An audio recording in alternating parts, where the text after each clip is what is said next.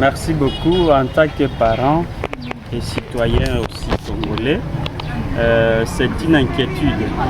Mon inquiétude se résume en 2 mots. Parce que le gouvernement, d'abord, de sa part, a donné ce qu'il pensait ou bien ce qu'il avait prévu d'un côté. De l'autre côté, certains des enseignants ou des syndicalistes n'ont pas compris ou accepté ce que le gouvernement a donné. Et du coup, ils ont compris comme s'ils devaient augmenter encore.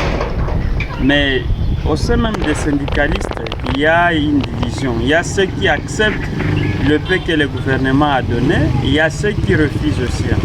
Donc on devrait d'abord s'entendre comme syndicalistes, afin que si tous se sont engagés pour une éducation nationale, qu'ils donnent aussi, qu'ils émettent tous une même direction. Alors quant au gouvernement, qu'il puisse aussi augmenter, parce que c'est inconcevable qu'un député national puisse toucher des millions alors qu'un enseignant qui enseigne, qui encadre, ne touche que des centaines de francs congolais. Donc ma lecture est que les deux doivent s'asseoir autour d'une table de négociation et mettre dans l'enseignant, mettre l'enseignant dans ses droits. Merci. Bon, vous savez que ce n'est plus compréhensible, ça ne se comprend plus en tant que parent parce qu'on savait que depuis le 2 septembre, nos enfants devraient être sur les bancs de l'école.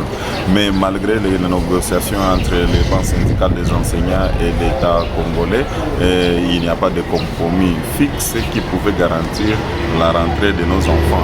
Et c'est maintenant les parents qui supportent maintenant tous les dégâts qui sont causés par les enfants. Vous savez que les enfants sont déjà fatigués par les vacances après avoir passé 2 mois à la maison et présentement ils restent encore à la maison. Quand ils voient leurs collègues du privé qui sont en train d'aller à l'école,